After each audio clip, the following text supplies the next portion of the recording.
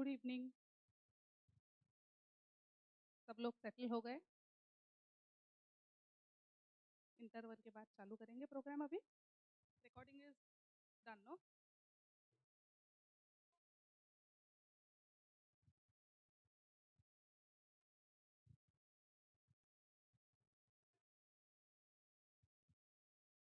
थोड़ा सा आराधना ग्रुप के बारे में बताना चाहूँगी। जैसे कि मीनाक्षी ताई, बसोया प्लीज। थोड़ा सा आराधना ग्रुप के बारे में बताना चाहूँगी। जैसे आप देख रहे हैं, आज का ये 9th प्रोग्राम है जिसका थीम है बारिश की एक शाम लता आशा के नाम। तो हमारा साइकिल होता है। आज का प्रोग्राम जब खत्म होगा तो नेक्स्ट मंथ का प्रोग्राम का डेट और उसका थीम अनाउंस होगा। हमारे 2 ग्रुप है व्हाट्सएप पे। एक है जिसका नाम ग्रीन रूम है, जिसपे म्यूजिक से रिलेटेड सारी बातें होती रहती है। कभी कभी म्यूजिक के हट के भी बातें होती रहती है। It's like a family group. जो भी आराधना ग्रुप में इंटरेस्टेड है, whoever is willing to participate can be a part of that group। हर महीने जब भी नेक्स्ट डेट और थीम अनाउंस होती है तो दूसरे दिन या तीसरे दिन एक बकायदा मैसेज डिटेल ग्रीन रूम के व्हाट्सएप ग्रुप पे आ जाता है और उसके बाद उसमें टाइमलाइंस वगैरह दी होती है। तो you are given a time of couple of days to see if you are available to perform on that particular day।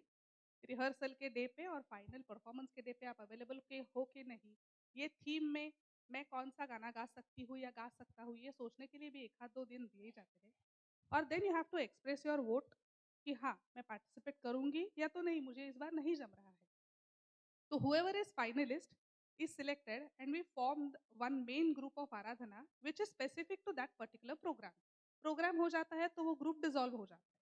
Programme के यूट्यूब के गानों के लिंक या तो फोटोज जो भी है वो अपने फैमिली ग्रुप पे सब दिया जाता है। प्रोग्राम का जो ग्रुप है वो बस प्रोग्राम स्पेसिफिक कम्युनिकेशन के लिए बनाया गया है ताकि इंपॉर्टेंट कम्युनिकेशन मिस ना हो, right? Sometimes it is admin only group also, sometimes it is open for the participants, right? तो जब भी आप विलिंगनेस एक्सप्रेस करते हो तो you become part of main Aradhana group.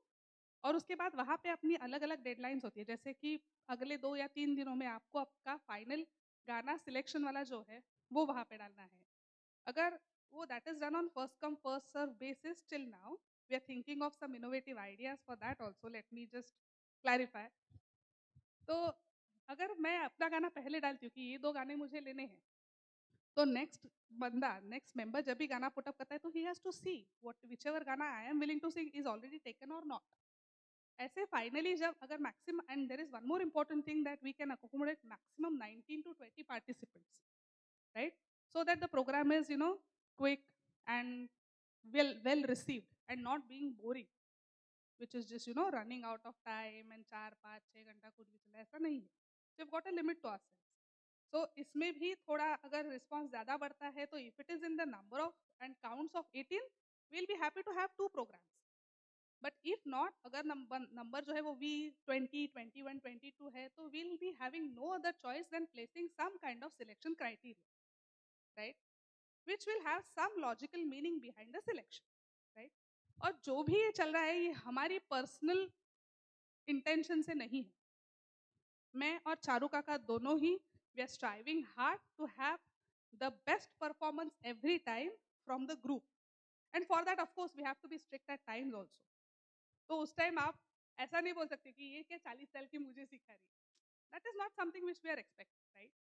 Sometimes what happens is, कभी कभी गाने स्क्रूटिनाइज करते टाइम व्हाट हैपेंस, हर एक प्रोग्राम होता है तो हम भी कुछ सीखते हैं नया, हम भी कुछ इम्प्लीमेंट करने के लिए इच्छा रखते हैं ताकि हमारा प्रोग्राम बेटर हो जाए।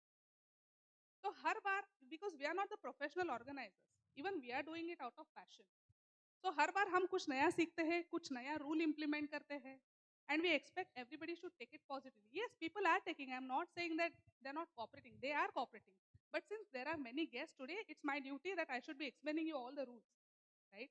So ये चीज होती है, हम झगड़ते भी हैं, हम गले भी मिलते हैं, सब होता है।